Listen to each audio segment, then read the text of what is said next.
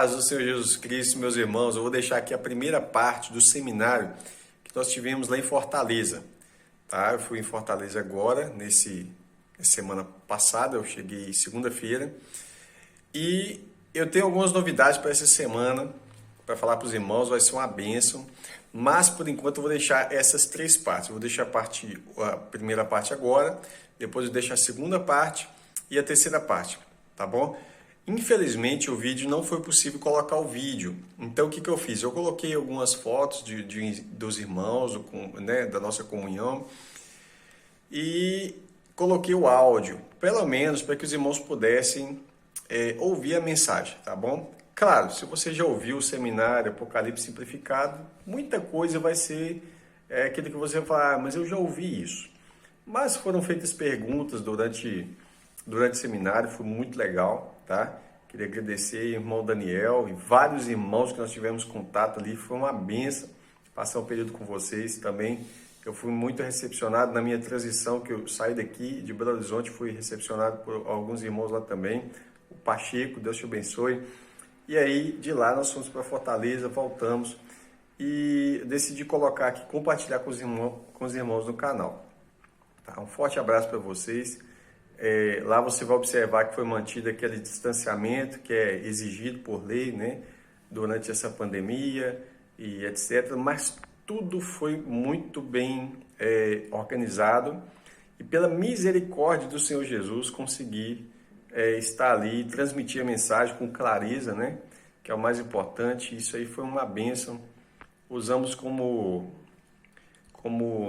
material didático apenas a Escritura. É um material didático que todo mundo tem, né? E aqueles irmãos que talvez estão no canal não acompanharam o seminário Apocalipse Simplificado, que eu fiz aqui ponto a ponto, sublinhando as palavras, os versículos, né? Eu espero que esses áudios que eu estou colocando aqui agora, em forma de vídeo, são podcasts, né? E eles possam iluminar seu entendimento. Abra sua Bíblia, confira na palavra, eu creio que vai ser bênção, tá? Então agora a gente já vai começar a colocar o estudo aqui para vocês. A paz do Senhor Jesus Cristo, irmãos, amém? Como eu vou estar falando, já carreguei a água ali. Meus queridos, primeiramente é um prazer enorme estar aqui com vocês. Cheguei hoje e irmão Gilberto, Daniel, deram uma volta comigo pela cidade, uma cidade linda, muito linda. Gostei muito da cidade mesmo. E estou viajando desde ontem às 10 da manhã. Fui para Belo Horizonte, que é a capital do meu estado. Eu moro no interior. E ao chegar na casa do irmão que me hospedou, ele perguntou: pastor, posso chamar uma turma aqui em Belo Horizonte que te acompanha lá no canal do YouTube? Pode.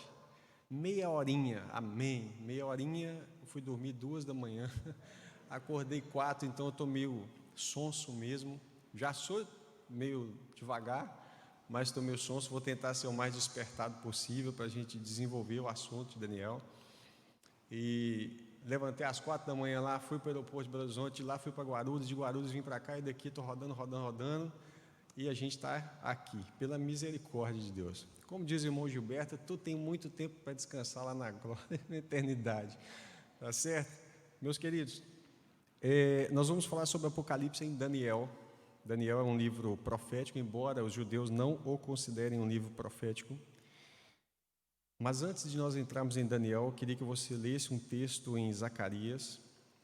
E você pode sublinhar, pode guardar, pode compartilhar, porque é um texto poderoso em Zacarias 14. E é com esse texto que nós vamos encerrar também o seminário.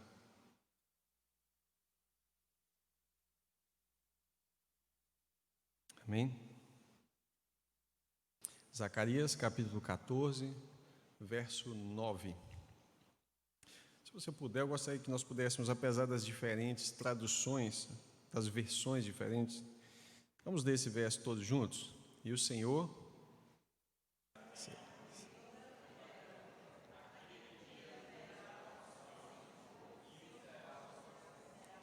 Amém? E o Senhor, Jeová, será rei sobre toda a terra. Naquele dia, um será o Senhor e um será o seu nome. Irmãos, nós precisamos ansiar, estar desejosos desse dia. Pedro vai falar sobre o dia da eternidade, onde o Senhor reina sobre toda a terra e não vai haver corrupção, não vai haver dor, nem lágrima, nem choro, mas nós vamos ter um rei soberano e a Bíblia promete que nós vamos reinar com ele. Eu queria deixar esse verso antes, até mesmo de me apresentar, para que a gente venha guardar ele na cabeça e você vai entender depois o porquê. Bem, o meu nome é Felipe Moraes, sou pastor na Igreja Batista do Reino, em Minas Gerais. Temos um trabalho simples, não sou uma pessoa formada, evidentemente, teólogo e tal, mas as credenciais de todas, a mais importante é que eu sou servo do Senhor. É isso que importa. Temos um trabalho lá de pregação, uma congregação que nós temos edificado os irmãos. Temos também um trabalho no YouTube, onde a gente tem um canal chamado Canal Curso Bíblico Online. Vários irmãos estão aqui, me conheceram lá pelo canal, né? O irmão Anselmo, sua esposa está ali, o próprio irmão Gilberto e sua esposa, o Daniel, Levi, o Paulo, entre outros irmãos. E é um trabalho onde eu comecei de uma forma muito simples, onde eu perguntava aos meus alunos se eles estavam lendo Bíblia. No meu trabalho eu perguntava: e aí, você conhece a Bíblia? Conheço. Você lê? Eu começo a ler, mas não entendo, então eu paro. Então eu falei: não, então eu vou fazer o seguinte, eu vou explicar a Bíblia, você vai ouvir? Se você explicar, eu vou ouvir. Então eu comecei assim, e o Senhor foi dando graça, e hoje o canal cresceu muito. Mas, de qualquer forma, não estou aqui para falar de canal. Estou aqui para falar sobre a nossa eternidade, porque o nosso alvo é ter um rei sobre nós. E uma coisa nós precisamos estar atentos é que o Senhor Jesus só pode ser Salvador de quem Ele antes for Senhor. E é por isso que nós precisamos receber Ele como Senhor e Salvador. Porque quando Ele é Senhor na nossa vida, então Ele está pronto para nos salvar. Agora, se eu ainda sou o meu Senhor, é porque ainda eu não me entreguei totalmente a Ele. Queria falar sobre Daniel capítulo 2.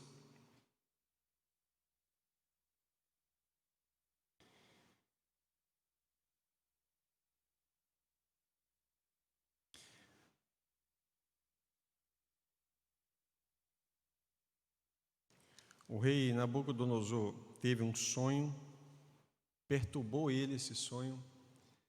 Esse sonho foi um sonho que ele entendeu, apesar de ser um homem não hebreu, ele entendeu que aquele sonho tinha uma revelação, e ele fala o seguinte: olha, eu queria que alguns dos sábios daqui da Babilônia pudessem me explicar o sentido desse sonho, mas eu não vou contar o sonho. E aí os sábios da Babilônia, todos eles não conseguiram contar o sonho, porque se ele contasse, ele foi muito inteligente. Se ele contasse o sonho, eles poderiam inventar uma interpretação. Mas agora ele fala o seguinte: se vocês têm sabedoria mesmo, se há alguma coisa divina em vocês, então eu quero que vocês me contem qual foi o sonho e qual é a interpretação desse sonho. E aí Daniel pede, o verso 16, Daniel 2,16 diz assim: Daniel entrou e pediu ao rei que lhe desse tempo, para que pudesse dar a interpretação. Então Daniel foi para sua casa e fez saber a Ananias, Misael e Azarias, que são Mesaque, Sadraque e Abednego, seus companheiros, para que pedissem misericórdia ao Deus do céu sobre este segredo, a fim de que Daniel e seus companheiros não perecessem juntamente com o restante dos sábios da Babilônia. Então foi revelado o segredo ou o mistério a Daniel numa visão de noite, e Daniel louvou o Deus do céu. Falou Daniel e disse: seja bendito o nome de Deus de eternidade em eternidade, porque dele são a sabedoria e a força. Ele muda os tempos e as horas, ele remove reis, ele estabelece reis, ele dá sabedoria aos sábios e ciência aos entendidos, ele revela o profundo e o escondido, conhece as trevas e com ele mora a luz. E aí ele vai e começa então a falar sobre essas coisas, ele vai narrar para Nabucodonosor. Daniel vai responder no verso 27, vai falar o seguinte: respondeu Daniel na presença do rei e disse: o segredo que o rei requer, nem sábios, nem astrólogos, nem magos, nem adivinhos podem declarar ao rei. Mas há um Deus no céu que revela os mistérios. Ele, pois, fez saber ao rei Nabucodonosor o que há de acontecer nos últimos dias. O teu sonho e as visões da tua cabeça que tiveste na tua cama são estes. E agora ele vai narrar o sonho. Mas o ponto importante que Daniel fala: Deus é aquele que revela os segredos dos últimos dias. Esse mistério está revelado para nós, mas poucas vezes nós dedicamos leitura dos profetas. Quer um exemplo? Ageu. Quantas vezes você leu Ageu? Ou se leu Ageu? Zacarias? Abacuque? Vamos pegar do início, né? Daniel, Isaías ali, você vai pegar lá Isaías, Ezequiel, Lamentações, Jeremias, Daniel, Osés, Joel, Amós, Obadias, Jonas, Miqueias, Naum, Abacuque, todos aqueles profetas. A gente não dá muito crédito, e quando você vê alguma pregação disso, infelizmente às vezes é só Malaquias 3:10, que fala: trazei todos os dízimos à casa do tesouro. E por que eu estou falando isso? Porque nós extraímos dos profetas muito poucas coisas, mas ali tem revelações profundas para o tempo do fim, que a igreja precisa estar atenta. Para que a gente venha ter noção disso, eu vou voltar e deixa Daniel aberto aí. Eu vou ir para Pedro, primeira epístola de Pedro.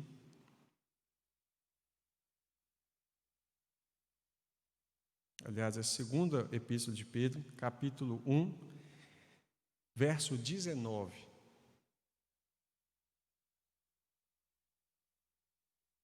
Essa estátua que você está vendo aqui é a visão que Nabucodonosor teve, um sonho, e é ela que Daniel vai revelar o sentido de cada material e de cada evento desse.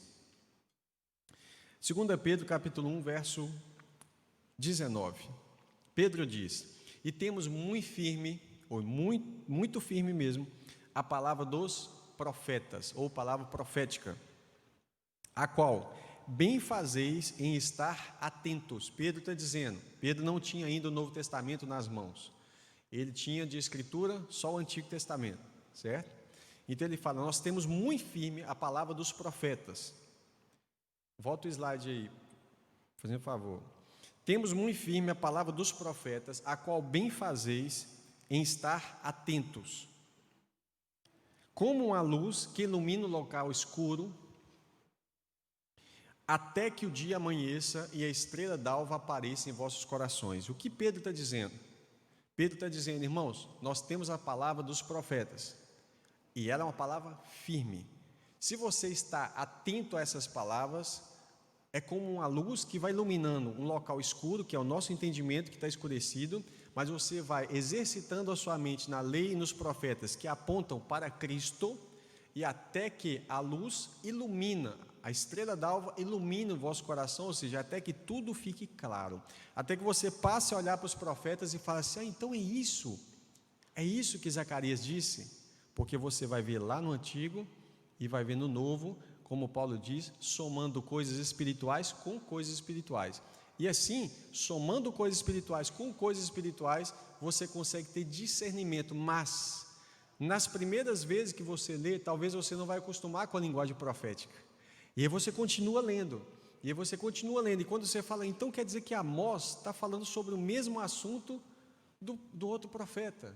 E aí você lê mais um profeta e você fala: olha, esse assunto aqui eu lembro que alguém falou sobre isso. E você vai exercitando até que chega um ponto em que você está treinado, com a sua mente treinada, e aí você consegue ser iluminado pela palavra de Deus. O Espírito Santo vai iluminar seu coração para você entender então aquilo que Pedro, como apóstolo, diz, que a palavra profética é como uma luz que ilumina o lugar escuro, até que... O que é ser iluminado? Ser iluminado, e você vai ver na palavra de Deus, é quando o Espírito Santo ilumina o seu entendimento para você compreender as Escrituras. E Jesus fez isso. Então, a palavra dos profetas, ela não pode ser uma palavra secundária. Ela é um estudo que tem que ser estudo primário, sempre casado com a nova aliança. Porque aquilo que eles falam apontam, como diz aqui, para o tempo do fim. Então, o que Daniel diz? Olha, Deus que revela o oculto e escondido na boca do Nabucodonosor, deu para você o entendimento do que vai acontecer nos últimos dias. E por que isso? Porque o rei, ele deita na sua cama, preocupado com o que vai ser depois de mim. Nabucodonosor era um grande rei da Babilônia, o maior império que tinha na época. Então a preocupação dele foi simples. Ele deitou pensando: o que vai ser depois de mim? Então Deus dá um sonho para ele, revela para ele até os últimos dias. É claro que a profecia ela tem o propósito de mostrar de Nabucodonosor, mas ela vai apontar lá para a formação daquilo que nós chamamos de reino do anticristo. Aqui ele vai falar sobre o seguinte: Deus fez ele saber um mistério. Verso 30: a mim me foi revelado esse mistério, não porque haja em mim mais sabedoria do que outros viventes, mas para que a interpretação se fizesse saber ao rei, para que entendesses os pensamentos do teu coração. Tu, ó rei, estavas vendo e viste uma grande estátua. Essa estátua era imensa, cujo esplendor era excelente, estava em pé diante de ti, e a sua aparência era terrível. A cabeça daquela estátua era de ouro fino, o seu peito e os braços eram de prata, o seu ventre e as coxas de cobre, as pernas de ferro e os seus pés em parte de ferro e em parte de barro. E a estátua que ele está vendo é isso aqui: cabeça de ouro, braço de prata e o peito, a coxa e o ventre de bronze, as pernas de ferro e os pés ali de ferro misturado com barro. E ele diz no verso 34: estavas vendo isso quando uma pedra foi cortada sem auxílio de mão, a qual feriu a estátua nos pés de ferro e barro e os esmiuçou. Então foi juntamente esmiuçado o ferro, o barro, o cobre, a prata e o ouro, os quais se fizeram como pragana de eira, como pó. E o vento os levou, que é o título de um filme, e o vento levou. E não se achou lugar algum para eles, mas a pedra que feriu a estátua se tornou grande monte e encheu toda a terra. Esse é o sonho. Também a sua interpretação darei ao rei. Então agora Daniel vai sendo usado pelo Espírito Santo e apresenta o seu sonho, que você sonhou em oculto e ninguém sabe o que é, Deus revelou, não porque eu sou mais inteligente ou porque eu sou mais sábio, nada, é porque Deus quer fazer o rei entender o propósito desse sonho. E o que você sonhou foi essa estátua aí. E o Senhor estava vendo essa estátua e veio uma pedra cortada lá do monte no céu, essa pedra bateu aqui embaixo, derrubou essa estátua toda, tudo virou pó, o vento leva tudo isso aí. Só que a pedra que caiu aqui, ela cresceu e se tornou um grande monte. Quer dizer, havia um monte lá e há um monte grande aqui, da mesma essência, da mesma natureza do monte que tinha lá. E o que significa monte na escritura profética? Reino. E aí você ora muitas vezes e fala assim: venha a nós o vosso. É isso que você está dizendo. Venha o reino do céu, bate aqui, cresce e se torna um grande reino aqui. Não à toa que a Bíblia fala sobre novos céus e nova terra. Se tem nova terra, tem que ter um reino no céu e na terra. A gente às vezes até canta alguns corinhos que falam sobre nesse tempo o céu e a terra vão ser o mesmo governo, né? E não se atenta a esse detalhe. Continuando, ele fala assim, agora eu vou falar da interpretação. 37. Tu, ó rei, és, olha o título que Deus dá para Nabucodonosor, és rei de reis. E o Deus do céu tem dado o reino, o poder, a força e a glória. Deus não dá a glória dele, mas Deus deu glória para Nabucodonosor. E onde quer que habitem os filhos dos homens, na tua mão entregou os animais do campo, as aves do céu, e fez que reinasse sobre todos eles. Tu és a cabeça de ouro, ou seja, a Babilônia é a cabeça de ouro. E depois de ti se levantará outro reino, inferior ao seu, por isso o material é inferior. Você tem prata, mas você tem outras questões no material também. Inferior ao teu, e um terceiro reino de bronze, o qual dominará toda a terra. O quarto reino será forte como ferro, pois como o ferro esmiuça e quebra tudo, como o ferro que quebra todas as coisas, assim ele esmiuçará e quebrará em pedaços. E quanto aos dedos que viste nos pés, quantos dedos tem nos pés? 10, certo? Guarda isso. Em parte de barro e de oleiro e em parte de ferro, isso será um reino dividido, Contudo, haverá nele alguma firmeza do ferro, porquanto viste o ferro misturado com barro. E como os dedos dos pés eram em parte de ferro e em parte de barro, assim uma parte do reino será forte e a outra frágil. Quanto ao que viste do ferro misturado com barro de lodo, aí você já vai falar do pecado, barro fala do homem e lodo fala de pecado, você está falando do homem e do pecado aqui também, está originando. Misturar-se-ão, essa palavra é árabe, no hebraico, a raiz dela, do árabe, vai estar relacionado com isso também. Deixa eu só me achar. Isaías 13:20 vai falar dessa raiz, se alguém quiser procurar. E ele fala: misturar-se-ão com semente humana, mas não se apegarão um ao outro, assim como o ferro não se mistura ao barro. Mas nos dias desses reis, aqui que está o ponto-chave dessa visão. Nabucodonosor quer saber o que vai ser depois dele. Eu queria saber o que vai acontecer. E o Senhor começa a falar sobre isso. E ele fala: mas nos dias desses 10 reis, vai se levantar um reino que jamais será destruído. E este reino não passará a outro povo. Coloca aquele segundo slide que tem a estátua lá, fazendo favor. Voltando, onde tem os nomes, Babilônia, isso, obrigado. Então, a visão e a interpretação foi essa. O sonho que ele teve é essa estátua, mas ele não sabia, ele viu só a estátua anterior, que só tinha a estátua, mas ele não sabia o que significava. Agora, o Senhor fala: ó, o seu reino é isso, mas depois de ti vai ter um reino menor, e depois vai ter um outro, e depois vai ter um forte, e depois vai ter um assim, até que vai acontecer que os dedos dos pés, é algo que chamou a atenção de Daniel, que são 10 dedos, o anticristo está ali entre aspas, tá? Porque ele ainda não foi revelado para Nabucodonosor, ele vai ser revelado para Daniel e para João do Apocalipse. Mas o que ele vê? Ele vê a formação do reino do anticristo, ele vê 10 reis, e esses 10 reis a gente vai ver depois em Apocalipse. Mas ele vê tudo isso, e ele está falando: isso é o que vai acontecer nos últimos dias. Mas por que nós sabemos que aqueles 10 reis é os últimos dias? Que no verso 44 diz assim: nos dias desses reis, o Deus do céu levantará um reino que não será jamais destruído. Este reino não passará a outro povo. Esmiuçará e consumirá todos esses reinos, mas ele mesmo subsistirá para sempre. Esse é o reino de Zacarias, onde diz que o Senhor será rei sobre toda a terra. Da mesma maneira que viste que do monte foi cortada uma pedra lá do céu, sem o auxílio de mãos, e ela esmiuçou o ferro, o cobre, o barro, a prata e o ouro, o grande Deus fez saber ao rei o que há de ser depois disso. Certamente esse é o sonho, e fiel é a sua interpretação. Essa é a primeira base profética que a gente tem em Daniel, relacionada ao tempo do fim. Essa imagem é muito linda, porque você está vendo ali claramente a ideia da visão do sonho. Quando a pedra bate aqui, ela derruba esses reinos, ou seja, esses governos mundanos, essas estruturas corruptas que trazem tanto sofrimento para todos nós, aonde hoje nós ainda somos submissos a essas autoridades. Entretanto, quando essa pedra vier, aí a Bíblia fala que esse poder vai ser passado a outro povo, no verso 44, e quem será esse povo que vai reinar? Você faz ideia, irmão?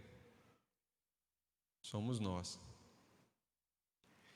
E isso vai ficar bem mais claro nas promessas que Cristo dá às 7 igrejas da Ásia, que nós vamos falar disso também, tá bom? Essa primeira parte, ela é uma introdução à besta do Apocalipse, que a gente vai ver isso lá na frente, mas é só uma introdução. Bem, esse primeiro capítulo,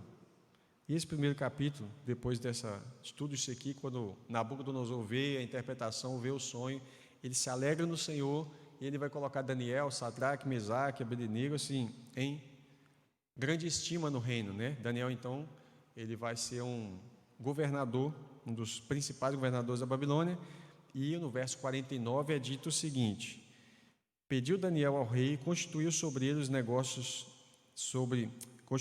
sobre os negócios da província da Babilônia, a Sadraque, Mesaque e Abednego, mas Daniel estava à porta do rei. Vou deixar isso bem frisado. Porque no próximo verso, no próximo capítulo, que a gente vai entrar aqui agora, é importante você saber aonde Daniel estava, tá? Uma questão, chegou alguma perguntinha aí disso aqui? Desse primeiro capítulo, 2, porque senão eu vou passar para o terceiro. Uma pergunta, deu para entender claramente? Vendo o slide fica fácil, né? Até porque Daniel conta o sonho e explica claramente, sem dúvida. Então vamos lá, qualquer coisa surgir, você pode me interromper, viu? Terceiro capítulo, vai acontecer, eu vou resumir. Vai acontecer o quê? Quando Nabucodonosor vê que Deus falou que ele é a cabeça de ouro e que o reino dele passaria a outro, ele ficou soberbo. Olha, ele foi visitado pelo Senhor, teve um sonho, Deus teve o prazer de se revelar a ele o futuro, até os últimos dias, só que ele fica tão soberbo. Passa aí para frente alguns slides aí, irmão, até chegar Daniel 3, por favor. É uma irmã que está lá? Isso. Aí nós temos um problema. O que Nabucodonosor faz? Ele faz uma estátua toda de ouro. Ele vai fazer uma estátua todinha de ouro. Olha lá, verso 1, Daniel 3:1.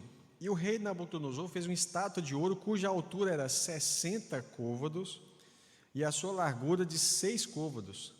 Os dois números apontam para homem, porque nós estamos falando de 6. 6 é homem. Mas o que ele faz? Ele faz uma estátua que a cabeça aos pés é ouro. É como se ele dissesse: não, meu reino é eterno. Não vai passar não. Afrontando ao Senhor.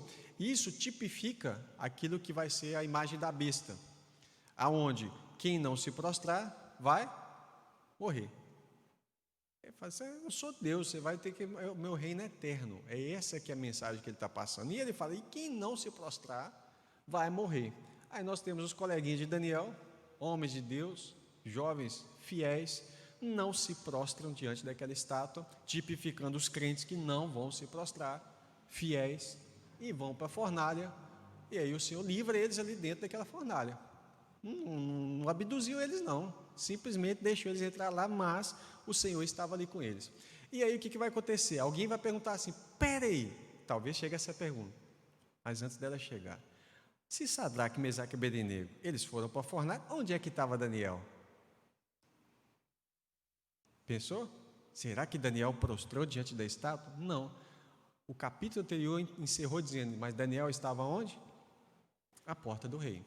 Tá bom? É por isso que ele não passa lá na praça e tem que se prostrar diante daquela estátua. Dê uma passada rápido nesse. Vamos lá, pode passar o próximo slide. Tem uma próxima imagem. Isso. Vamos para Daniel 7. Antes, se tiver alguma pergunta aí do Daniel 3, pode.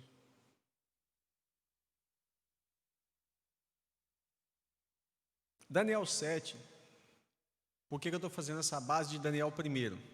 Porque a gente não faz o caminho reverso, né? Muitas vezes a gente vai para Apocalipse primeiro e depois fica tentando buscar algumas referências, e deixa eu ver aqui, aí não entende nada. Até porque o ideal é que a gente venha ler um profeta do início ao fim. Carta aos Romanos, você não lê o capítulo 5 de Romanos, você lê Romanos 1 ao 16. É uma carta, a carta tem início, meio e fim, senão a conclusão nós não vamos compreender nunca. A mesma coisa, por exemplo, quando Paulo chega em Romanos 9, ele diz: como diz Oséias. Aí o que a gente faz com preguiça? Continua lendo, está errado. Paulo está falando: clica aqui nesse link, vai lá para Oséias, lê Oséias, volta para cá para você entender a mensagem que eu estou dizendo. É um link que ele está fazendo.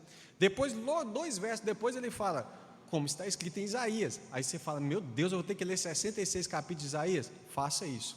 Irmãos, Paulo tinha mensagem profética como Pedro tinha na mente. Por isso Pedro fala assim: Paulo, nosso irmão Paulo, a qual Deus deu muita sabedoria para ele, fala coisas de difícil interpretação, ao qual os indoutos e os inconstantes, são os preguiçosos, literalmente, eles distorcem para a sua própria perdição. Então, o Apocalipse, por exemplo, a gente vai ler, tem que ser assim, sem preguiça. Se tem alguma citação lá atrás, tem que fazer a leitura primeiro, para depois vir cá e entender. Por exemplo, quando vai falar a besta lá, né, que está relacionado com esses animais aí. Vamos começar. Daniel 7. E aí tem a datação, primeiro ano do rei Belsazar, rei da Babilônia. Teve Daniel, agora o sonho já é Daniel que tem, um sonho e visões da sua cabeça quando estava na sua cama, e escreveu logo o sonho e relatou o resumo das coisas. Falou Daniel e disse: eu estava olhando na minha visão de noite e vi que os 4 ventos do céu agitavam o mar grande. E os 4 animais, grandes, diferentes uns dos outros, subiam do mar. O primeiro era como um leão, tinha asas de águia. Enquanto olhava, foram-lhe arrancadas as asas. Um leão com asa de águia, já é um bicho esquisito. Quando ele estava olhando, foi arrancada as asas dele.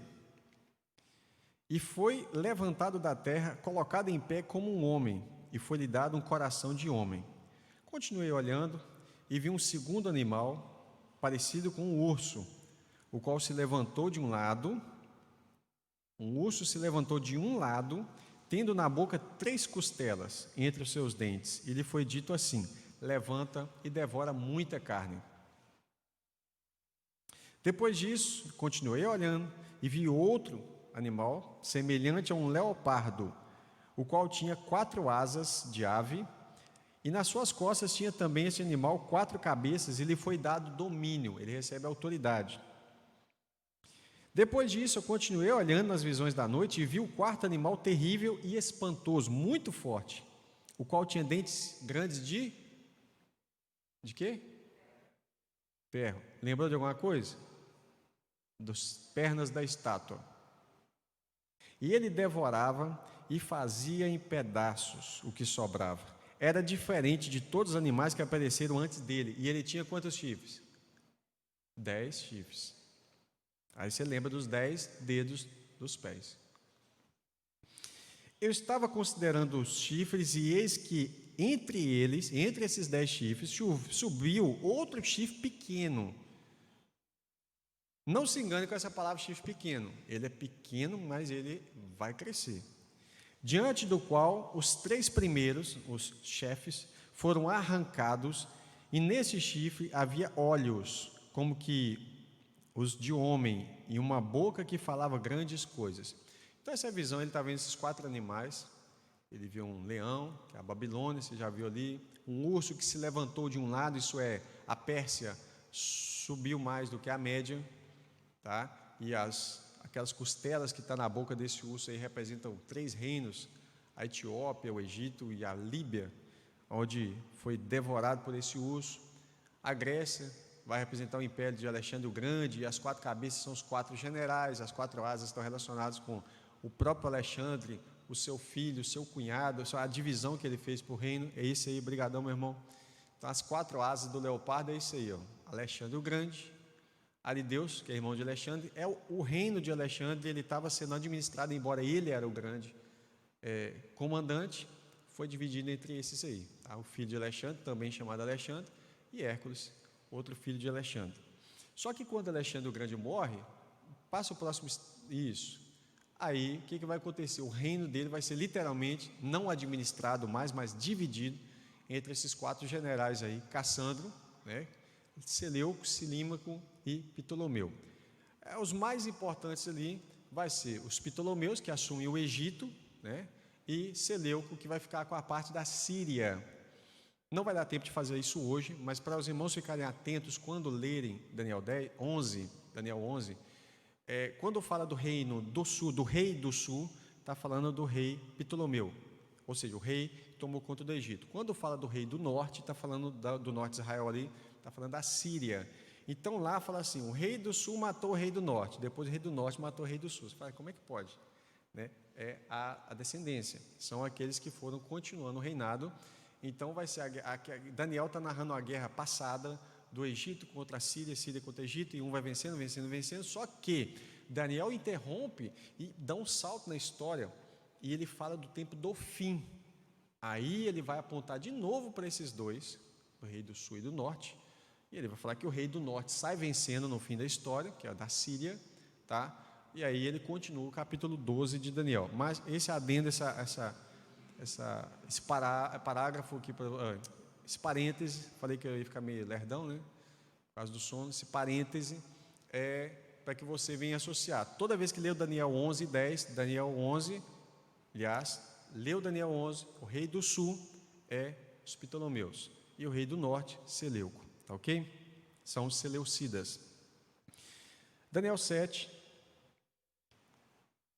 ele vai falar disso. Ele viu esses animais, todos aqueles 4 animais, são reinos, Babilônia, a mesma da estátua, a mesma sequência.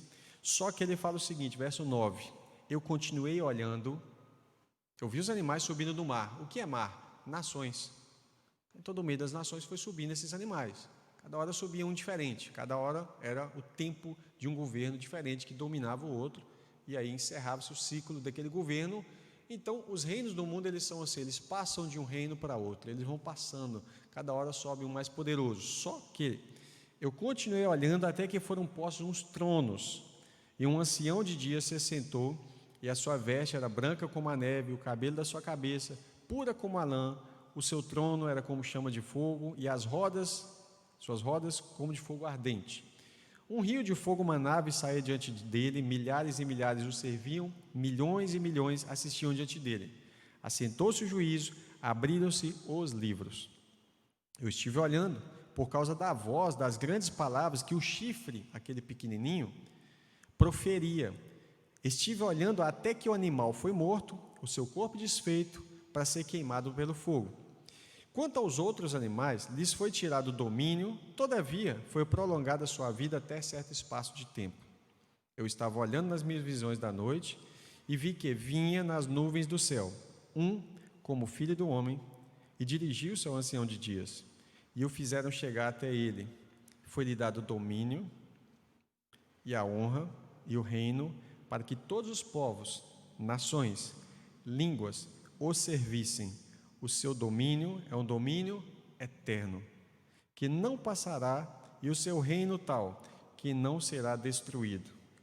Daniel, quando ele tem essa visão, ele ficou tão assombrado, que ele ficou da seguinte forma, verso 15: quanto a mim, Daniel, o meu espírito foi abatido dentro do meu corpo, e as visões da minha cabeça me perturbaram.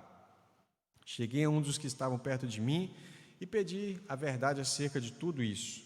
Ele me disse e me fez saber a interpretação das coisas. Esses grandes animais são quatro reis que se levantarão da terra. Mas os santos do Altíssimo receberão o reino e o possuirão para todo sempre, de eternidade em eternidade.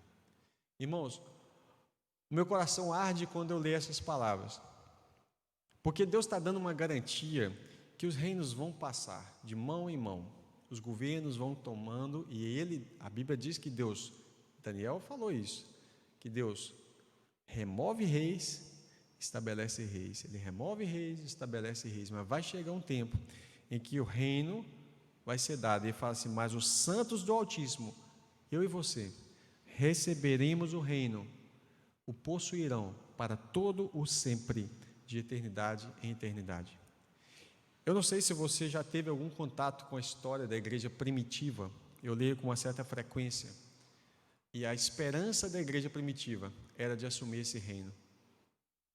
A nossa esperança hoje é muito desfocada. A nossa esperança, às vezes, a gente fala sobre a esperança de uma salvação. Eu falo de modo geral, obviamente que eu não conheço a congregação local, não se trata da junta do Ceará. De modo geral, no Brasil, as pregações que nós ouvimos, elas não dão em nós uma noção de reino. E quando fala de reino, muitas vezes é uma noção destoante da mensagem profética. Ou seja, o que é que os profetas profetizaram acerca do reino e o que é que nós pensamos acerca do que é reino. E aí nós vamos ver algumas palavras do Senhor Jesus. Porque algumas pessoas pensam: eu vou reinar, mas eu vou reinar agora, porque o reino de Cristo está em nós. Isso é verdade. Se o Espírito Santo habita em nós, Deus reina em nós. Agora, há uma distinção entre o reino em nós e o reino através de nós. Quando você recebe o reino, ou quando Jesus fala possuir por herança o reino, você tomar posse do reino é um outro momento. Então, o que Deus está fazendo em nós hoje? Deus está preparando em nós caráter de reis e sacerdotes. Você colocaria reino para ser julgado com justiça e com juízo? Lá vai estar escrita a palavra equidade, com equilíbrio, com o máximo juízo. Será que você colocaria na sua mão hoje? Falar assim, administra sem nenhum tipo de corrupção. Deus está transformando o nosso caráter para ser a imagem de Cristo. Quando fala que os ministérios estão ali para nos edificar, apóstolos, profetas, evangelistas, pastores e mestres, até que todos chegam à unidade da fé, a estatura do varão perfeito. Por quê? Porque Cristo vai reinar sobre nós e nós vamos reinar sobre as nações. E quando eu estou falando isso, eu não estou falando nada do que a pessoa pode pensar assim, mas Testemunho de Jeová fala disso. Testemunho de Jeová não fala disso. Ela fala algo parecido com isso. O parecido não é o essencial. Não é porque alguém fala uma parte da verdade, que não é a verdade por completo, que aquilo ali é a verdade por completo. E aí Daniel está falando, mas os santos do reino vão possuir, os santos do Altíssimo vão possuir o reino. Mas Daniel ficou, como diz assim, preocupado com o chifre pequeno que ficava gritando enquanto ele estava tendo a visão. Ele está vendo aquela visão, está vendo Jesus, ele está vendo tudo aquilo ali, e de repente o chifre está gritando, e ele fala no verso 19, então eu tive desejo de conhecer a verdade. Irmãos, que vem arder em nosso coração também o mesmo desejo de conhecer a verdade. Eu não sei o tanto que você estuda a Bíblia, se você acha que os seus diplomas são suficientes para você se considerar uma pessoa sábia, mas o verdadeiro sábio é aquele que sabe ouvir e ponderar as coisas, sempre pronto a aprender. Irmãos, a gente pode estudar a vida toda, às vezes Deus vai usar uma pessoa que você nem imagina para trazer algo tão profundo que vai mudar a sua história. Falo porque isso aconteceu comigo várias vezes. Aí ele fala, eu tive desejo de conhecer a verdade acerca do quarto animal, que era diferente de todos os outros, muito terrível, cujos dentes eram de ferro e as unhas eram de bronze. Olha para você ver que coisa. De novo ele aponta lá para a estátua. Que devorava e fazia em pedaços e pisava os pés do que sobrava. E também a respeito dos 10 chifres que tinha na cabeça e do outro chifrinho lá que subiu, que diante do qual caíram 3, isto é, daquele que tinha olhos e uma boca que falava grandes coisas, cujo parecer desse chifre era mais robusto do que os seus companheiros. Eu olhava e esse chifre fazia guerra contra quem? Quem são os santos? Até engole seco, né? Quem são os santos? Amém? Porque no momento em que a profecia aponta para nós, assumindo o reino, a gente é santo, glória a Deus, né? Aí no momento que fala esse chifre está fazendo guerra contra os santos. Será que vamos jogar isso para os judeus? É mais legal. Isso aqui tem que ser os judeus, mas os santos são aqueles que são lavados e remidos no sangue do Cordeiro. Esse chifre fazia guerra contra os santos e prevaleceu contra eles. Mas Deus não vai deixar sua noiva sofrer, não? Pergunta Estevão. Imagina Estevão, ou ele não faz parte da igreja? Sim ou não? Os apóstolos? Sim ou não? A igreja ao longo da história, a não ser que a gente ignore a história da igreja como um todo, seja antes, seja depois da reforma, ela sempre foi perseguida.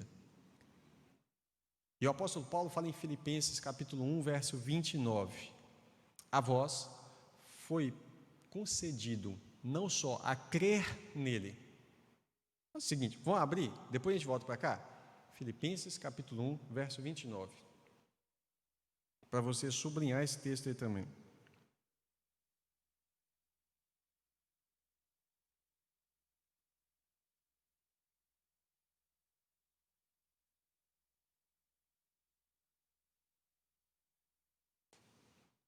E por que eu gosto desse verso? Porque ele fala da graça. Ele fala assim: porque vos foi concedida a graça de padecer por Cristo e não somente crer nele. Maravilhosa graça. Ainda assim, maravilhosa graça. Amém? Por que eu falo isso, irmãos? Temos que ter na mente o seguinte: se você prepara um exército, você tem que preparar esse exército, ele tem que estar ciente do que ele vai enfrentar. Do contrário, ele vai recuar em campo de batalha.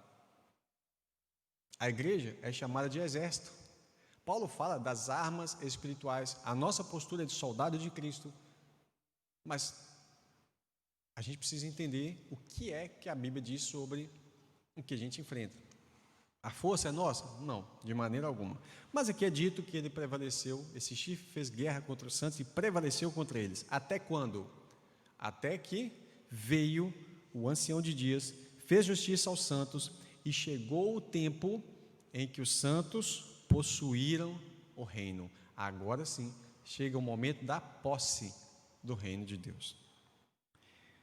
Disse assim: o quarto animal será o quarto reino na terra, o qual será diferente de todos os reinos. Ele devorará toda a terra, pisará e fará em pedaços. Quanto aos 10 chifres daquele mesmo reino, se levantarão 10 reis. Depois dele se levantará outro, o qual será diferente dos primeiros, e abaterá 3 reis. Então o chifre pequeno é diferente daqueles 10. Ele é estranho. Lá em Daniel 11 vai falar que ele vai tomar o reino com intrigas. Ele vai assumir o reino sem que lhe fora permitido. É como se ele não tivesse uma autoridade para governar, e ele foi inserido ali com trapaças. Ele usurpou. Ele começa pequenininho, ele vai fazendo alianças e daí a pouco ele se torna maior do que os outros e domina sobre todos os 10 quando ele consegue segurar a força dos 3 principais. E aí é dito assim: quanto aos 10 chifres, daquele mesmo reino se levantarão 10 reis, depois deles se levantará outro, o qual será diferente, e abaterá 3 reis, e proferirá palavras contra o Altíssimo, blasfemará de Deus, destruirá os santos do Altíssimo, e cuidará de mudar os tempos e a lei, e eles serão entregues na sua mão. Eles quem? Os santos do Altíssimo serão entregues na sua mão por um tempo, 2 tempos, e metade de um tempo. Então, se você for contar a mensagem profética, um tempo, 2 tempos e metade. Então, vai ser 3 anos e meio. Ou Daniel e João vai falar assim sobre esse tempo, tempos e metade de tempo, como 42 meses. Ou ele vai usar a expressão também de 1260 dias. Mas o juízo será estabelecido, e eles, que são santos do Altíssimo, tirarão o seu domínio para o destruir e para o desfazer até o fim. Vamos ler o verso 27? E o reino, e o domínio, e a majestade dos reinos, debaixo de todo o céu, serão dados a quem? Ao povo dos santos do Altíssimo, e o seu reino será o reino eterno. Todos os domínios o servirão e lhe obedecerão. Eu vou ler agora para você meditar nessa palavra profética. E os reinos e o domínio e a majestade de todos os reinos debaixo do... Eu te pergunto, aonde é debaixo do céu? Na terra. Reino de Deus. Jesus veio anunciar o reino de Deus. Quando Deus coloca Adão no mundo, ele fala: governe sobre os animais, governe sobre tudo. Adão vai lá e perde o governo das coisas por causa do pecado. Ah, pastor, foi Eva que pecou. Não, a responsabilidade cai sobre ele. Você vai ver isso nas cartas de Paulo aos Romanos, aos Coríntios, a responsabilidade cai sobre ele. O primeiro Adão e o último Adão. Cristo é o último Adão. Ele veio fazer o quê? Ele veio resgatar, além de várias outras coisas, a autoridade que foi perdida. Satanás, na tentação de Cristo, ele fala algo importante. Ele fala assim, ele mostra todos os reinos do mundo e fala assim: tudo isso eu te darei se prostrado me adorar. A proposta que Cristo rejeitou, o anticristo vai aceitar. Ah, você vai me dar os reinos? Eu quero, te adoro. A religião do anticristo vai ser o satanismo, claro e puro. Pode ter qualquer nome, mas ela vai ser o satanismo. Vai ser uma adoração clara ao dragão, como a gente vai ver em Apocalipse agora. Então Jesus fala assim, que não vai aceitar aquilo, mas Satanás fala, olha, eu te dou tudo isso porque a mim me foi dado. Jesus não fala assim, mentiroso, não fala, por quê? Porque o domínio de todas as coisas estava sobre Adão. Se você parar para entender o progresso patriarcal, Deus sempre fala assim, eu sou o Deus de Abraão, o Deus de Isaac, Deus de Jacó, não é assim? Deus do teu pai Moisés. Quando Deus fala com Moisés, ele fala, eu também sou Deus do teu pai. Mas ele começa em Abraão. O que Deus começaria dizendo seria assim, eu sou o Deus de Adão, de Abel, se Abel estivesse vivo, eu sou o Deus de Abraão, de Adão, de Abel, porque Abel foi o primeiro profeta da Bíblia. Eu sou o Deus do filho de Abel, se tivesse, eu sou o Deus do... E assim Deus faria, onde Adão seria aquele camarada que representaria o maior poder. E aí seria o quê? Olha que coisa linda, todos filhos de um mesmo pai. Irmãos, pensa o governo como que ele funciona hoje e como que ele funcionaria. Pensa bem, hoje você vota em um vereador que não mora na sua rua, não conhece a sua história, não se envolve com a sua família. Ele está mesmo preocupado, vai estar mesmo preocupado com o que você está passando dentro de casa? Agora imagina o vovô Adão. Vai puxar a orelha, você não está cuidando bem dos seus filhos não. Aquilo envolve completamente, por que eu não faria, se aquilo é minha família, que todo mundo é família. O estilo de governo é um governo muito, seria um governo muito mais puro. Mas Satanás fala, olha, tudo isso me foi dado, eu dou a quem eu quiser. Só que aí Jesus vai lá e toma esse governo, e aí ele fala assim, olha, agora, porque Jesus já tinha poder no céu, não é que ele perdeu o domínio sobre a terra, mas ele cedeu o domínio a Adão, governa sobre isso. Agora o que ele fala? Ele vem como homem, por isso o verbo se fez carne, filho do homem, a palavra homem no hebraico é Adam, é Adão. Ele vem como o último Adão, resgata, depois que ele ressuscita, ele venceu a morte sem pecado, porque Satanás conquistou o poder sobre os homens por causa do pecado. E olha o que Deus tinha falado para Adão, tenha domínio sobre os animais, não é isso? E agora sabe o que Deus está mostrando para Daniel? Olha aí os animais dominando vocês. E essa figura de animais que Daniel está vendo, é claro que está dizendo o seguinte, olha, vocês eram para dominar sobre animais, e agora as figuras de animais estão dominando vocês. Aí Jesus morre, santo, puro, ressuscita e fala assim, agora, todo o poder me foi dado no céu e na terra. Portanto, vão pelo mundo, anunciar as boas novas, porque as boas novas, irmãos, as pessoas não param para entender muitas vezes. Não existe dois evangelhos. Não existe evangelho da graça e evangelho do reino. Existe o evangelho do reino. Até em Atos, que é o único lugar onde está escrita a expressão evangelho da graça, se você ler o próximo versículo, você vai ver que está falando do reino.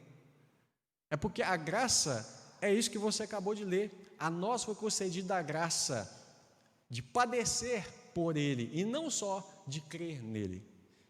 Se nós estivéssemos já tomado posse, e não estou falando do reino em nós, mas estou falando do reino através de nós, não precisaríamos de nós trabalharmos com jovens sobre pornografia, a gente estaria reinando. Não precisaria trabalhar sobre questões sociais de nenhum tipo, sobre mentiras, sobre adultério, sobre nada disso. Mas a Bíblia fala que vai chegar um momento em que o reino eterno vai ser dado aos santos, ao povo dos santos do Altíssimo, que somos nós. Espero que sejamos nós. Eu fico empolgado com isso, sabe por quê? Porque quando nós vamos para as cartas de Apocalipse, daqui a pouco a gente vai, você começa a ver promessas que a gente fala assim, meu Deus, como que isso estava aqui o tempo todo e eu não percebi? E a gente vai ver muito disso Só uma perguntinha, Daniel. Chegou alguma coisa aí? Fala só as perguntas fáceis, difícil é complicado. Oi. Pronto, são duas, pastor. É sobre o chifre pequeno, tá? A primeira é a seguinte: os olhos do chifre pequeno seria a tecnologia das câmeras celulares, reconhecimento facial, etc. Essa é a primeira. Os olhos do chifre pequeno seria a tecnologia das câmeras celulares, reconhecimento facial, etc. Tá, vamos olhar dentro do ponto de vista nosso hoje, né? Eu acredito que, se eu for responder isso hoje, seria sim. Falasse sim. Você vê, por exemplo, na China, onde todos os cidadãos eles estão... Pesquisem depois sobre crédito social. Você anda na rua, você tem um número, como se fosse um CPF, todos, individualmente, a leitura facial em tempo real, em qualquer lugar que ele anda, e todo tipo de comentário que ele faz em rede social, ele vai ganhando pontuação ou perdendo pontuação. Isso faz dele um bom ou um mau cidadão, um cidadão onde o governo vai dar ele benefícios, vai extrair benefícios dele. Então, ele está sendo extremamente vigiado. Desse ponto de vista, hoje, eu acredito que tem a relação, sim. A segunda, em Apocalipse, fala de duas bestas. A do mar bate com a descrita em Daniel 7. Sim. Mas não fala da besta que sobe da terra. Seria a besta que sobe da terra o chifre pequeno? Boa pergunta. E eu vou te falar a verdade, eu ainda estou meditando essa pergunta. Porque, embora a gente tenha uma corrente já antiga, e eu falo desde os primórdios da igreja, né? O pastor Rafael Miquil me convidou a refletir sobre esse tema recentemente. Porque o falso profeta, que é aquele que sobe ali da terra, né? Você vê que ele é um falso profeta que faz o povo adorar a besta. Ele faz o povo adorar a primeira besta, que sabe do mar. Vamos para lá? Que aí fica mais fácil a gente tentar procurar a identificação dele. Apocalipse 13. Aliás, um detalhezinho importante em Apocalipse 12, eu queria compartilhar com os irmãos.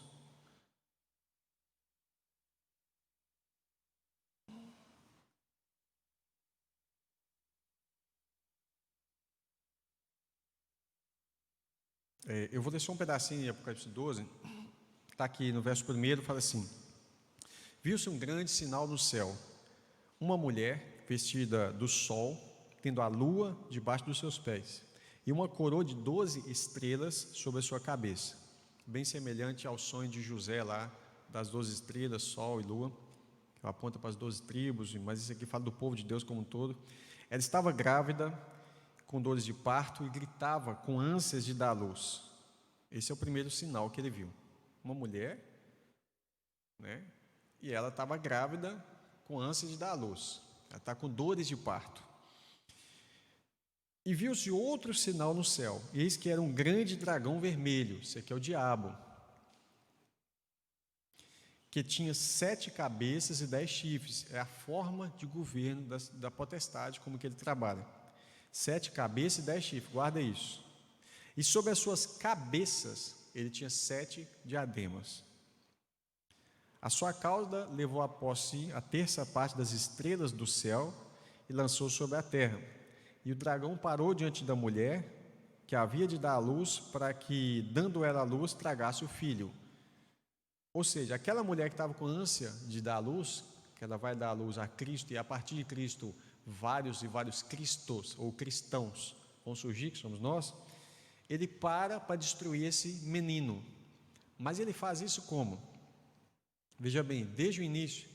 Lembra que eu falei de Adão, que tinha perdido o domínio? Lembra disso? Satanás, naquele momento em que ele consegue o domínio, entre aspas, por meio do pecado, ele recebe uma sentença. Ele fala assim, é dito em Gênesis 3,15, que da semente da mulher nasceria não é isso? No masculino ali, que vai pisar a cabeça de Satanás. Então, a partir de então, Satanás, ele tinha essa promessa, mas ele não tem discernimento profético, ele não tem isso. Tá, irmãos? A iluminação do Espírito Santo que Deus dá para nós não é aquilo que ele tem. Ele é astuto, ele é inteligente, ele é sábio e tal, mas ele não tem o Espírito Santo. Não combina. O que ele faz? Quando ele recebe essa mensagem que da semente da mulher vai nascer um que vai pisar a cabeça dele, então ele começa a ficar de olho na semente da mulher. E quando nasce Caim e Abel, o que ele faz? Ele já tinha noção de primogênito. Aí o que ele faz? Ele coloca os dois ali para brigar, um vai lá e mata o outro. Quer dizer, qualquer um dos dois que morresse ou matasse, Satanás, entre aspas, está vitorioso. Por quê? Um morreu, então não pode ser ele que vai pisar na minha cabeça. O outro é assassino, então estou livre. Aí nasce um outro, Sete, que é aquele substituto de Abel, que é o Sete. Satanás fica agora atento à descendência de Sete. Descendência de Caim, ele não está muito preocupado. Na descendência de Sete, ele começa então a perseguir, né? A gente vai chegar ali em Noé, vai chegar o dilúvio, ele corrompe a raça humana toda. E aí Noé é o justo, que Deus coloca ali, ele mais um total de 8 pessoas, né? 7 pessoas da sua família. Assim que acaba o dilúvio, Satanás começa a tentar bagunçar a família de Noé. E aí, se ele conseguisse corromper todos os 3, checkmate. Só que aí Cã vai lá, vê a nudez do seu pai, chama os outros 2, vão. Eles vão e cobrem a nudez do seu pai, ou seja, eles estão justificados. E aí a bênção que cai sobre 100 é muito grande. Aí ele falou, tem que ser de 100, vou acompanhando. E aí ele começa a perseguir. Você vê isso acontecendo na descendência de Abraão, quando Deus chama Abraão, ele está de olho. E aí o primeiro filho, Deus promete para Abraão, da sua descendência vai vir uma grande multidão. E aí o que vai acontecer? Essa grande multidão, Satanás vai tentar atrapalhar. O que vai acontecer? Ô Sara, você está muito velhinha, Sara, dá um jeito aí, ajuda Deus. Ela vai lá, coloca a Agar para ter filho, a Agar, a egípcia, que era, o Egito é descendente de Cã. Pronto, assunto encerrado. Deus fala, não falei que vou dar descendência só sua, Abraão, eu também falei Sara. Eu estava falando isso hoje com os irmãos. Sara então ri, eu estou muito velha. Abraão também riu. E aí o Senhor fala, peraí, por que vocês estão rindo? Então vamos fazer o seguinte, nesse mesmo tempo, no ano que vem, eu vou voltar e você vai ter um filho. Eu vou voltar não, nesse mesmo tempo você vai ter filho. E vocês vão colocar o nome dele de Sorriso. Isaac significa sorriso. E aí Satanás está atento, Isaac. Quando Isaac vai ter filho, o que acontece? 2 meninos brigando no ventre da mãe. Um puxa o calcanhar do outro, aquele negócio, cresce o peludinho, que é o Esaú, né? E aí vai aquela bagunça toda até que a descendência cai em Jacó. Jacó começa a ter filhos, é daqui que vai surgir alguma coisa. E aí começa aquela bagunça na família de Jacó, até que vem a promessa final. Quando ele fala assim de Judá, que o cetro não se arredará de Judá até que venha Siló, ou aquele a quem pertence. Satanás agora sabe, o negócio é da casa, é da tribo de Judá. Aí você vai vendo o tempo passar, Israel é levado escravizado, lá no Egito começa então uma tentativa de eliminar todos os meninos homens da tribo de Israel. Está entendendo? Como é que esse dragão está tentando engolir o filho da mulher. E aí o que acontece? O faraó fala, vai matar todos os meninos. Nasceu, joga isso no rio, né? No parto mesmo você já mata. E o Senhor dá graça a Sifrá e Poá, que são as duas parteiras. E aí Deus salva Moisés, liberta o povo do Egito, aquela coisa toda. Aquele povo vai fazer uma baderna no deserto, vai praticar satanismo, aquele povo vai ser terrível no deserto, tá? Só se aprofundar nos profetas que você vai ver denúncia em Amós, Atos 7, vocês carregaram o tabernáculo de Moloque, vocês carregaram a estrela de Renfã, vocês sacrificaram seus filhos aos demônios, vocês fizeram tanto de porcaria, e Satanás está ali seduzindo aquele povo, seduzindo, tanto é que no dia do casamento, porque a primeira aliança, o que é aliança? Casamento. Eu estou sem a minha porque o meu dedo aqui, não sei se você viu, não dá para colocar a minha aliança, quase que eu perdi o dedo esses dias. E aí o que acontece? A aliança é o quê? Casamento. A primeira aliança, Deus está fazendo um acordo com Israel, vocês vão ser minha. E houve um casamento ali no Sinai. E você vai ver isso em Isaías, onde o Senhor vai falar, o seu Criador é o seu marido, tá? Então ele casou. Só que na lua de mel, Olha para você ver, o primeiro acordo do contrato de casamento: não terás outros deuses diante de mim. Não arruma outro marido. O que Israel faz? Arruma outro marido, um bezerro, que era o deus Horus lá do Egito. Está vendo? Voltando para lá. Mas vamos continuar. E Satanás seduzindo aquele povo, seduzindo, tentando matar. E depois com Esther vai acontecer a mesma coisa. Você já conhece a história de Mordecai. E aí vai passar, vai passar. Quando chega no tempo de Jesus, Herodes vai e faz o quê? Um decreto de que todas as crianças de 2 anos para baixo tinham que morrer ali em Belém. E aí vem um massacre das crianças, e mata aquele tanto de crianças, tentando matar a semente da mulher que era Cristo. Deus provê uma salvação para Maria, ela vai para o Egito, volta depois, e aí Cristo vence Satanás, ao contrário do que muita gente pensa que Jesus seria derrotado na cruz. Ali foi a vitória de Jesus. Satanás não queria de jeito nenhum que Jesus cumprisse aquela missão. Por quê?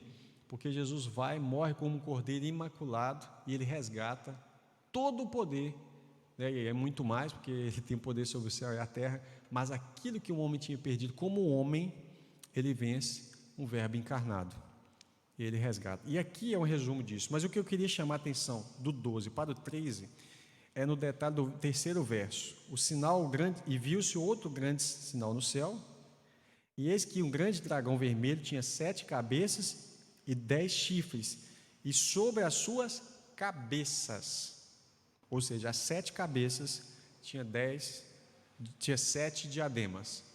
Percebe? Então, as diademas, que fala do período de autoridade, está nas 7 cabeças. Quando se fala do dragão, ele está dominando a história do início ao fim ali, quando se trata de governos mundanos. Só que quando a gente vai para Apocalipse 13, fala assim: e eu me pus sobre a areia do mar, e vi subir do mar uma besta que tinha, a besta está parecida com o dragão, ela tinha também 7 cabeças e também 10 chifres, e sobre os seus chifres 10 diademas. Então as diademas aqui não estão nas cabeças, elas estão nos chifres. E o que isso é importante? Nós vamos saber. E sobre as suas cabeças um nome de blasfêmia. Então cada reino desse afronta o Senhor. Cada uma dessas cabeças é uma blasfêmia contra Deus, tá? Você vai lembrar de Nimrod e vários outros que sempre estão tentando tomar o lugar de Deus. Porque quando fala que o Senhor será rei de toda a terra, é porque Deus é rei, tá? Agora, quando os homens tentam usurpar o poder de Deus, ou quando eles não estão andando segundo o coração do Senhor, aí eles têm blasfêmia contra o Senhor. A besta que eu vi era parecida com um leopardo. Lembrou do leopardo em Daniel? Os seus pés como de urso. Lembra do urso? E a sua boca como de leão. Só que João ele fala inverso, né? Porque Daniel fala leão, urso, leopardo e animal terrível. Aqui ele fala de trás para frente, ele fala leopardo, urso, leão, porque ele está dando definições das partes, né? A besta parece um leopardo, mas os seus pés é como de urso e a sua boca como de leão. E o dragão, que é Satanás, lhe deu poder, lhe deu o seu trono e grande poderio. Aqui você tem 2 tipos de poder: poder político e poder espiritual. Aí ele fala: eu vi uma das suas cabeças como ferida de morte, a sua chaga mortal foi curada, e toda a terra se maravilhou após a besta. Então, daquelas 7 cabeças, uma delas toma uma ferida de morte, mas não morre. Isso, pode adiantar esse slide aí, por favor. Passe para o próximo. Isso, a gente tem, beleza, ok, obrigado. Você tem aí 7 cabeças, que são 7 reinos que oprimiram o povo de Deus ao longo da história. Quem era o povo de Deus antes? E até hoje, se converteu ao Senhor Jesus, continua sendo a descendência de Abraão na carne. Começa lá no Egito, a aflição deles, a perseguição, vamos dizer assim, a escravidão. Do Egito eles são levados para a Síria, Babilônia, Império Medo-Pérsia, Grécia, Roma, e nós temos um salto histórico aí interessante, está também relacionado com o espaço das 70 semanas, mas aqui você tem os 10 reis. Tem uma tipologia lá no tempo de Jesus? Tem uma tipologia. A tipologia não é a realidade dos fatos. Por exemplo, Antíoco Epífanes, ele é um protótipo do anticristo. Ele fez bastante. Se você pegar um livro de Macabeus, por exemplo, primeiro livro de Macabeus, você vai ver, ou se você quiser ler por Flávio Josefo, vai ver também a mesma coisa, que ele é um protótipo do anticristo, mas não era o anticristo. Como é que o anticristo vai vir antes de Cristo? Ali, e não ocorrer todos os fatos exatamente iguais, mas é bem semelhante. Você vai ter Nero, você vai ter vários e vários outros homens na história que tipificaram o anticristo, ou seja, fizeram coisas que se assemelham ao anticristo. Tá? Até Hitler vai ter uma similaridade com esse aí. Mas aí, ele vai dizer o seguinte: uma dessas cabeças foi ferida. Mas qual? A primeira, a segunda, a terceira, a quarta, a quinta, a sexta ou sétima? O texto de Apocalipse fala sobre isso também. Tá? Ele não vai falar exatamente qual, mas ele vai falar em qual período que ela está. E foi curada. E o povo se maravilhou. Agora o verso 4. E adoraram o... Quem? O dragão. Quem que é o dragão? Adoraram Satanás, que deu à besta o seu poder. E adoraram a besta, dizendo: quem é semelhante à besta? Quem poderá batalhar contra ela? Ou seja, o povo fica admirado com o poder desse governo. Não tem quem vai bater de frente com isso aí. Só que a expressão quem é semelhante à besta é uma afronta ao nome Miguel. Porque Miguel significa quem é semelhante a Deus. Então, quando você vê, vamos pegar as hostes celestiais, seja ela boa ou má, não importa, quem vê Miguel, ele vê uma afronta. Quem é semelhante a Deus? Ninguém. Só que o povo aqui está dizendo assim: quem é semelhante à besta? Satanás deu poder para ela, está agindo por meio dela. E ele fala: e foi-lhe dado uma boca para proferir grandes coisas. Lembrou do chifre pequeno? Essa besta recebe uma boca para proferir grandes coisas e blasfêmias. E lhe deu poder para agir por quanto tempo? 42 meses. 42 meses é o quê? 3 anos e meio. Ou, na linguagem de profeta Daniel, tempo, tempos e metade de tempo. Então, o tempo de ação, ao contrário do que muita gente pensa, 7 anos, não. O tempo da besta é 3 anos e meio, ou 42 meses para agir. O que ela vai fazer? Abriu a sua boca em blasfêmia contra Deus, para blasfemar do seu nome, do seu tabernáculo e dos que habitam no céu. Foi-lhe permitido, olha, como estava escrito em Daniel, João recebe uma revelação desse mesmo molde e diz: foi permitido a ela, essa besta, fazer o quê? Fazer guerra contra os santos. Mas não foi só isso não. Deus não permitiu, quem permitiu é Deus, é lógico. Mas não foi permitido apenas fazer guerra. Fala assim: foi-lhe permitido fazer guerra aos santos e vencer eles. Foi permitido fazer guerra e vencer. A visão que João está tendo, futura, vai ser permitido. Apocalipse foi escrito entre o ano 90 a 97. Por que eu digo isso? Para que ninguém fique com aquele pensamento: isso aqui já ocorreu antes de 70 depois de Cristo. Não, isso não ocorreu antes de 70. Isso não ocorreu na época de Cristo e nem antes de Cristo. Isso aqui é um evento futuro. João, depois de ter ocorrido 70 depois de Cristo, tudo aquilo ali, ele vai narrar essa visão que ele teve na ilha de Patmos. Ele está falando de uma coisa lá na frente. Tá? E aí vai falar assim: e adoraram, e foi permitido fazer guerra aos santos e vencê-los, e deu-lhe poder sobre toda tribo, língua e nação. E adoraram-lhe todos os que habitam sobre a terra, esses cujos nomes não estão escritos no livro da vida do Cordeiro, que foi morto desde a fundação do mundo. Não morto antes da fundação do mundo, mas desde a fundação do mundo. Por que o Cordeiro não foi morto antes? Por que o Cordeiro precisa ser morto? Por causa do pecado, certo? Porque o salário do pecado é a morte e o sangue de Cristo é a redenção para nós. Mas por que ele é morto desde a fundação do mundo? Porque na fundação do mundo é onde ocorreu o pecado do homem. E aí você vê Adão tentando se cobrir com folha de figueira, fazendo aventais, costurou um avental para ele, a mulher também, né? E aí aquilo ali é a tentativa humana de suprir o seu pecado, de esconder a sua nudez, que Deus vai falar com a igreja de Laodiceia: você é pobre, miserável, segue nu, né? E aí o Senhor está falando isso com ela, mas quem é que pode cobrir essa nudez? Deus. Então Deus provê veste de pele de animais. Por isso que você está vendo que o primeiro sacrifício está relacionado com isso, tipificado em cordeiro, Cristo morto desde a fundação do mundo. Então, aqueles cordeiros que morriam em sacrifício, na verdade, tipificavam Cristo. Mas quando o Cristo morre, não precisa mais disso, né? E João olha para Jesus e fala: eis aí o Cordeiro de Deus que tira o pecado do mundo. Então, vamos lá. Um detalhezinho. Quando eu falo aqui que foi dado poder sobre toda tribo, povo, língua e nação, o que a pessoa pensa? O anticristo ele vai dominar o mundo todo, absolutamente não vai ter resistência. Não, não é isso que acontece. Ah, mas como não? Se você leu lá na Babilônia, quando Deus fala: olha, você está vendo aquela estátua de ouro ou cabeça?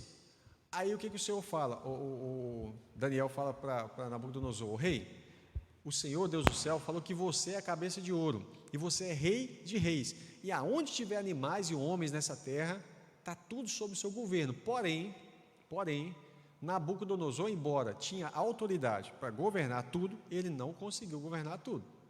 Entenderam esse princípio aí? Uma coisa é você ter licença para fazer, outra coisa é você conseguir fazer tudo isso, principalmente em 3 anos e meio. Tá? É a mesma coisa que aconteceu lá atrás. E por que a gente sabe disso? Por causa das resistências que você vai ver em Daniel 11. Tá? Vai haver resistência, até porque é necessário resistência para que haja remanescentes que ficarão vivos para a vinda de Jesus, que eles vão receber acolhida, ou vão ser refugiados por algumas nações que vão tentar fazer frente, mas certamente não vai conseguir enfrentar para derrubar a besta, né? E aí, por isso que Paulo fala: mas nós, os que ficarmos vivos para a vinda do Senhor, lembra que ele fala isso?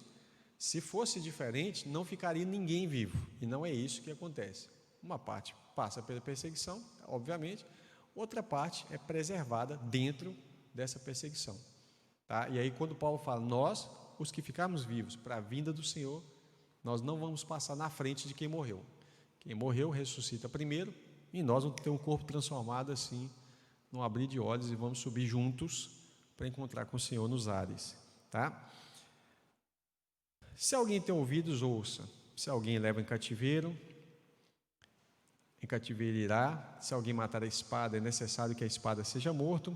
Aqui está a paciência e a perseverança dos santos. Essa expressão também está em Jeremias, se tiver alguém anotando, Jeremias 43, 11. Eu estou sem nenhum material, só a Bíblia, mas tinha vários outros materiais, eu não trouxe para nem me confundir. Jeremias 43, 11 vai falar sobre esse texto da espada, sobre o cativeiro, depois você dá uma lida no capítulo completo. E aí o Senhor fala: aqui está a fé e a paciência dos santos. Daniel, vou dar uma pausa aqui.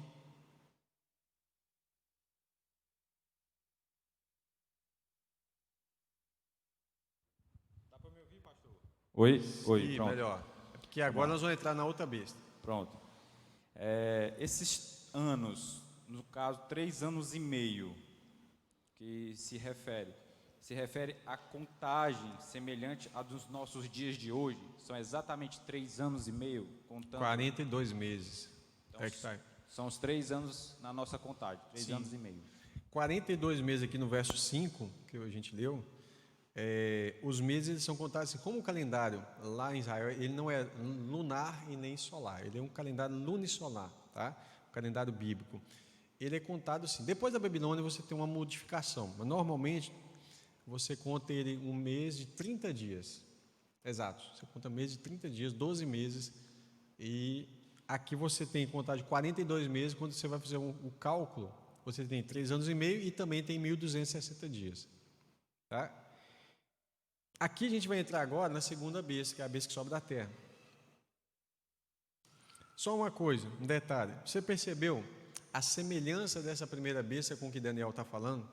Ou seja, ela está herdando princípios morais, éticos, culturais, estrutura social de modo geral, de todos os aspectos culturais. Ela está herdando do leopardo, do urso, do leão, e o dragão deu o trono para ela. Só uma pergunta, mas que trono é esse? Será que Apocalipse fala do trono de Satanás? O que você acha? Na igreja de Tiatira, uma das 7 igrejas, o Senhor fala: eu sei que você habita onde está o trono de Satanás. Por incrível que pareça, todas as 7 igrejas, todas elas estão na região que hoje é chamada de Turquia, tá? No Oriente Médio, todas elas. E o Senhor faz o seguinte: eu vou mandar cartas do Apocalipse para aquelas igrejas ali. Podia ter mandado para Corinto, não mandou carta para Corinto? Podia ter mandado para outros lugares, para Tessalônica. Não, ele manda para Éfeso, ele manda para todas as igrejas que estão ali, naquela região da Turquia.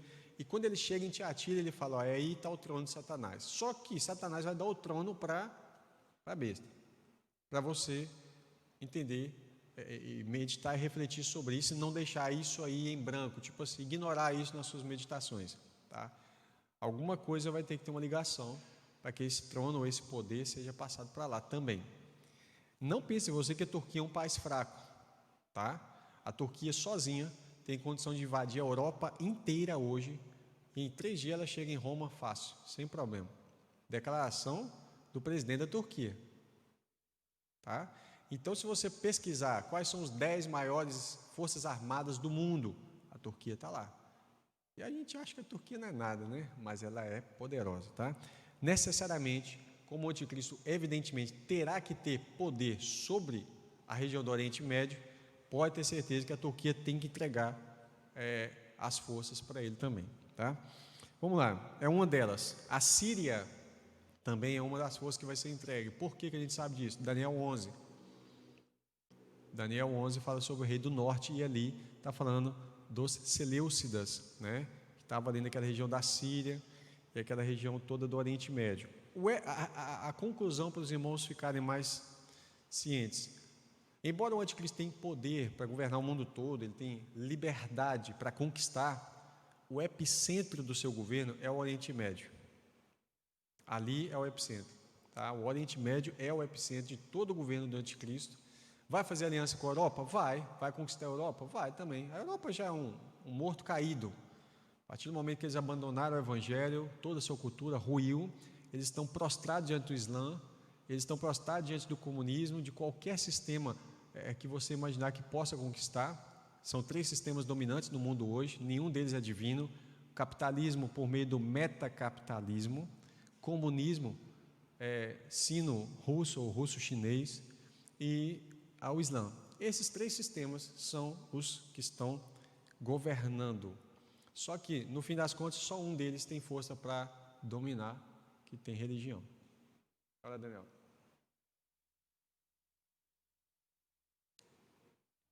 Oi, pronto. Voltando ao primeiro dragão, e levando em consideração que culturalmente a China ou o mundo oriental sempre fazem menção ao dragão vermelho. Isso. Pode ser o sistema político vigente na China? Vamos lá, eu não vou colocar a culpa na China, evidentemente, só a China. Mas a questão toda é o seguinte: a China é hoje o protótipo mais sólido do que o sistema do anticristo precisa para dominar. É o sistema de maior vigilância, é um sistema onde o Estado é Deus, tá? O governante, ele é Deus. E o Islã também vai ser uma plataforma, mas o Islã não é a religião do anticristo, embora muita gente pense isso. Por que não? A religião do anticristo é o satanismo nítido, vai adorar o dragão e vai adorar o líder. Aquele líder representa. O Islã não adora pessoas.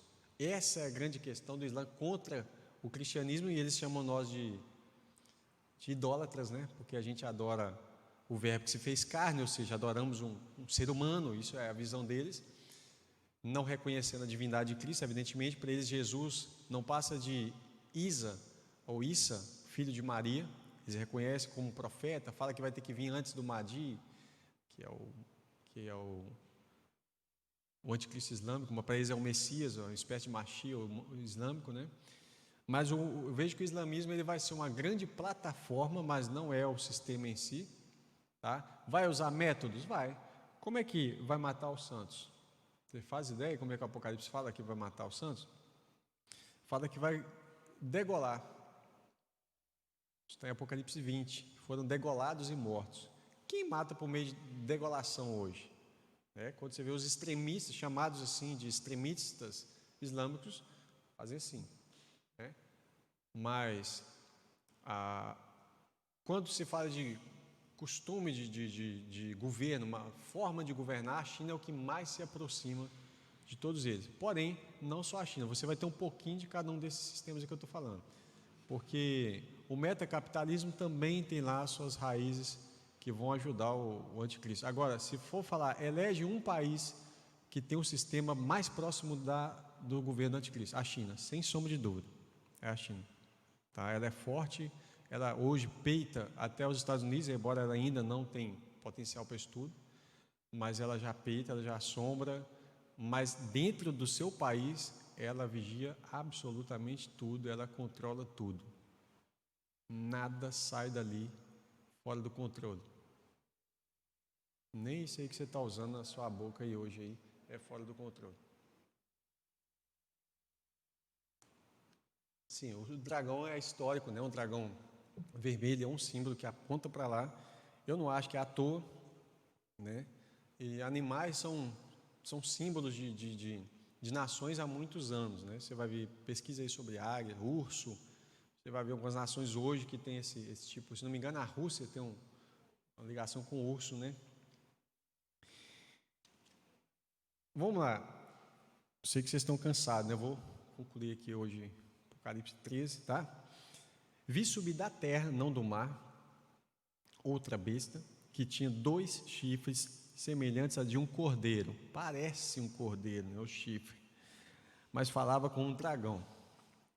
Ela exerce todo o poder da primeira besta na sua presença e faz que a terra e os que habitam nela adorem a primeira besta. Então é essa segunda besta que vai ser, vamos dizer, o porta-voz do sistema e que vai fazer com que adore a primeira besta, cuja chaga mortal foi curada e faz grandes sinais, de maneira que faz até fogo descer do céu à vista dos homens. Lembrou de um profeta aqui que fez o fogo cair do céu? Elias. É claro que você vai ter uma tipificação de Elias também nas 2 testemunhas. Não à toa, você está vendo aqui um poder espiritual acontecendo fortemente. A Bíblia fala que vai fazer fogo cair do céu à vista dos homens. As pessoas vão ver isso acontecer. E ele fala, e engana os que habitam na terra com sinais, que foi permitido que fizessem em presença da besta, dizendo aos que habitam na terra que fizessem uma imagem à besta, que receberam o ferimento da espada e viviam. Ou seja, quem vai fazer a imagem da besta são as pessoas que adoram a besta. E não a besta vai fazer uma imagem de si mesmo. Entendeu aí? Essa segunda besta vai promover a besta do mar, ou seja, vai promover o sistema, e ela vai falar assim, agora faça uma imagem dessa besta. A população que adora, que são, vamos dizer assim, são os militantes desse sistema aqui, vai fazer uma imagem da besta. Só que aí fala assim, e foi-lhe concedido que desse espírito a imagem. É um trabalho em conjunto. O povo faz a imagem da besta, agora a segunda besta vai lá e dá espírito ou fôlego a essa imagem da besta, para que também a imagem da besta falasse e fizesse que fosse morto os que não adorassem a imagem da besta. Agora a imagem traz para si a adoração também. E você lembra quando Deus foi fazer o homem, o que ele falou? Façamos o homem a nossa imagem, a nossa semelhança, e Deus soprou espírito no homem e a gente passou a viver.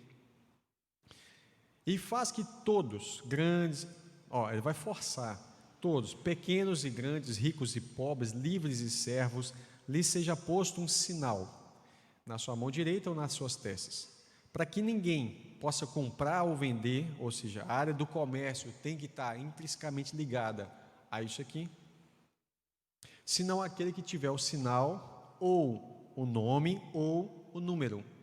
Não tem que ser só nome. Pode ser um símbolo, um sinal, pode ser o nome, ou pode ser o número da besta, o número do seu nome. Aqui há sabedoria. Aquele que tem entendimento, calcule o número da besta, porque ele é número de um homem, e o seu número é 666, 666. E aí, João, nós estamos parando aqui essa primeira parte dessa visão, vou encerrar aqui. Mas alguma coisa importante da gente observar é que esse sinal da besta, ou nome, ou o número, ele tem que estar relacionado à sua liberdade de compra e venda. Vou dar um exemplo para vocês. Muita gente, quando surgiu isso aqui, deixa eu ver se dá para tirar, esse código de barra, né? Calculava aqui 7 menos 8 mais 9 e tal, 6, 6 e 6, achava 6, até que esse código de barra começou a aparecer nas nossas Bíblias também. Não é assim também não. E aí depois toda novidade que vai surgindo, as pessoas começam a procurar algum enigma ali e falar, isso é o besta, isso é a besta. Irmãos, nós precisamos estar atentos a 2 detalhes. Primeiro, não ignorar os tempos que nós estamos vivendo. Nós estamos vivendo tempos realmente complexos. Prova disso é toda essa capacidade mundial de mobilizar todos os habitantes do planeta em prol de uma causa, seja ela uma causa sanitária, de saúde, seja ela uma causa ecológica, não importa. A capacidade de mobilizar todos e de obrigar todos a fazer determinada coisa, e até que as próprias pessoas comecem a cobrar os outros porque não estão seguindo a regra, isso já mostra algo inédito em toda a história. Nós estamos vivendo um período, evidentemente, que a gente tem que estar atento aos sinais. O problema todo é que existem várias pessoas dando sinais errados. Quando eu fui começar aqui, Daniel falou assim, pastor, eu vou estar ali, vou falar alguns anúncios e tal, e o rapazinho de camisa vermelha, que é o...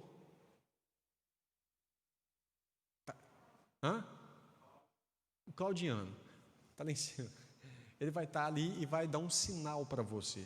Então, a partir do sinal, você pode ir lá e iniciar a mensagem.